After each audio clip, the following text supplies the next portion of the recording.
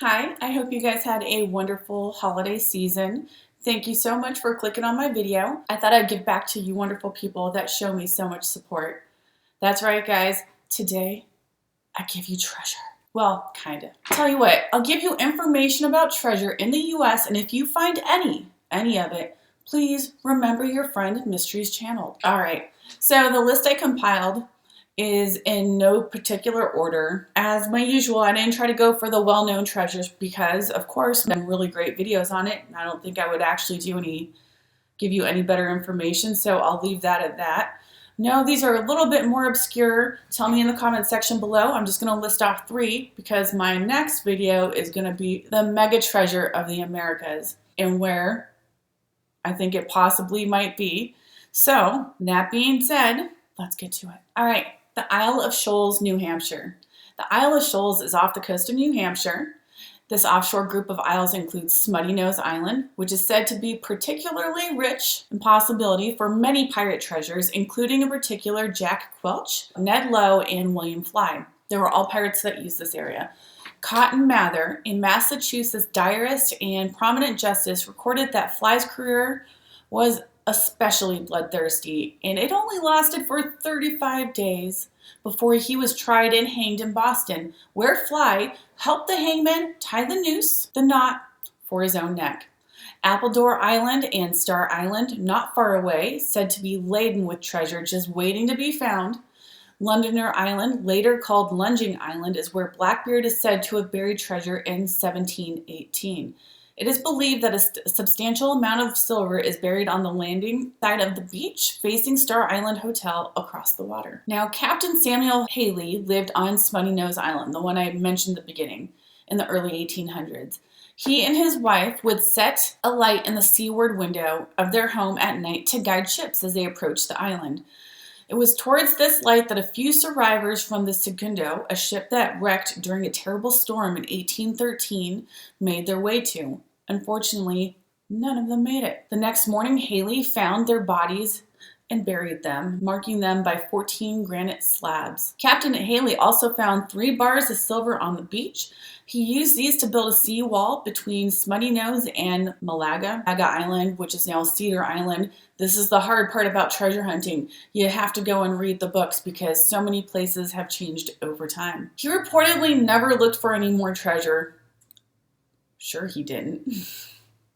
With the exception of 4 more bars found in the 1880s, nothing else from the Segundo has been found. So to me, this is super interesting because when I think of pirate treasure, all that stuff, typically I think the Carolinas, Florida, that area, that stretch of coastline where so many ships have gone down, and basically most of the Caribbean islands and parts of South America. But no, they were going all the way up the East Coast, probably to cut over to go back to their home countries across the pond, so they say. So if you are on the East Coast of the US and if you live in New Hampshire, go check out these little isles and see what you can find. The next one I bring you from Carson City, Nevada.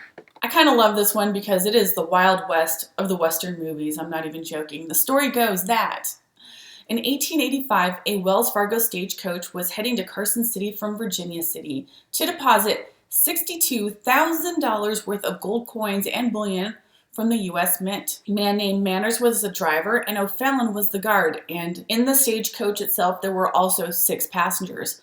The gold from the mint was in a lockbox on the top of the coach. When they had nearly gotten to Carson City, they were attacked by 4 bandits. The driver and the coach guard were accosted. The bandits took the strongbox. They also robbed every single person in that coach for their jewelry, leaving the passengers, O'Fallon and Manners, tied up by the coach. As soon as the bandits got away, well, they just untied themselves, you know what I mean? Freaking dummies didn't tie that knot tight enough. And they went directly into Carson City, which they were just right outside of, got the sheriff involved. So, within a half an hour, the sheriff rounds up a posse of people. The posse goes out, they find those bandits, and they do it pretty darn quickly. However, once they got to them, even though they basically almost immediately find them, the strongbox is nowhere to be seen. So, There they are, the posse and the bandits. And what happens? A good old-fashioned American shootout, people. The bandits began shooting. Of course they did. They're the bad guys. The posse, they took cover, drew their pistols, and they opened fire. Despite several dozens of shots being fired, only bandits died, none of the posse. 3 of the bandits died, 1 survives.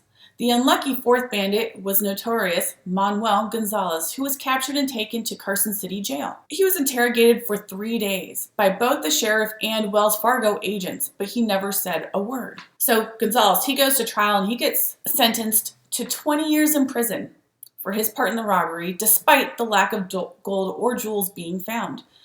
But while he was in prison, he would often brag to both prisoners and guards alike that he could see where the treasure was buried from his very window in the prison. It should be known to you fellow treasure hunters that his window faced north from the prison. So after serving 8 years, Gonzalez was released on good behavior. They didn't release him like they do today. It was basically almost like you had to have a sponsor, and a shopkeeper sponsored Gonzalez, who was like, I'll take this man in. I'll give him a job and a place to eat and rest. We'll get this guy right back on the straight and narrow. Well, almost immediately after leaving prison and going to work with the shopkeeper, who I believe Gonzalez is said to have made a deal with, hey buddy, you sponsor me and there's some treasure out there. I'm literally looking at it from my window. Pick me up, we'll dig it up together. Well, guess what? Gonzalez dies of natural causes. And it is said that the missing gold has never been found. The prison itself closed in 2012, and many prison guards on their breaks or off duty would search around the prison area looking for this gold. They would go to where they knew he was housed, and I'm not even joking. This isn't like during Gonzalez's life. No, this is something that has lasted for a while. I guess it's like a little secret in this area. I'd never heard of this treasure before, and I used to be kind of obsessed with hidden treasure. But they used to go to his window and they would just say, okay, this is my band of sight. This is what we're going to search. So if you live in Carson City, Nevada, take a day off from going up to Lake Tahoe and visiting that beautiful area. No, go down and start searching for that damn treasure. It is also said that Gonzalez said that he could see where he had buried the treasure, but you would never actually see where the digging had occurred from the prison.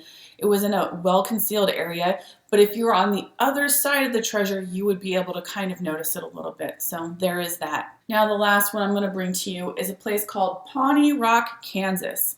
Never ever heard of this place, but it's a place that has been known to people, since forever. For centuries, Pawnee Rock was a site where the Comanche, the Kiowa, Arapaho, and Cheyenne Indians held councils of war and peace.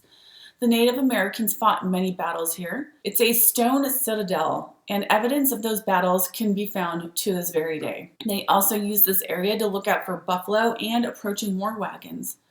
Rising up out of the plains, Pawnee Rock was a landmark for explorers and a popular campsite for travelers crossing the prairie. The large rock formation became a popular stop along the Santa Fe Trail for the white settlers heading west in search of adventures and their own fortunes.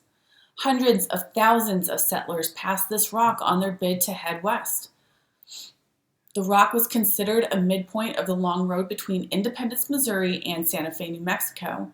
Lying between long stretches of dry plains, water was provided by the nearby Arkansas River and fresh meat by the plentiful game in the area. So everyone is going, for manifest destiny. They're going to run out there. It's their God-given right to go out and take land. You know what I'm saying? So they also know that they are traveling with a bunch of heathens, their own people, and there's a lot of pissed off natives who are just not having any of their shit.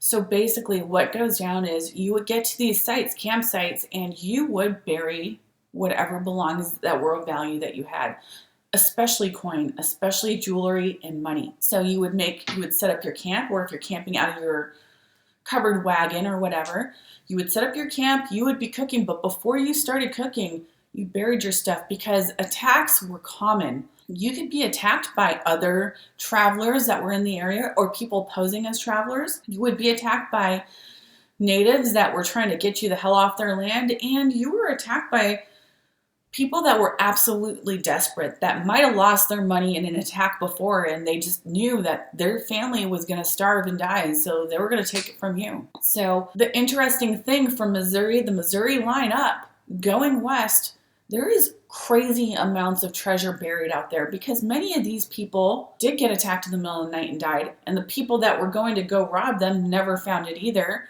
There are many stories of them burying it in several locations in case the threat of death was upon them, and then the person could say, okay, I buried it here, and dig up part of it, and then know that they have 3 or 4 other sites that they can go dig up. So it's crazy to me when I was going through and researching in most of all states. This isn't just the Great Trek across the West. In the South as well, many families right before displacement during the war buried their treasure. Many of them died never to go back to get it. Many of them went back and couldn't damn find where they buried all of it. There was a couple of them where they had done the same thing, where they buried it in several locations, and they find 2 of the 3 or 4 out of the 6. It's crazy. So go start digging. But with permission, people, with permission.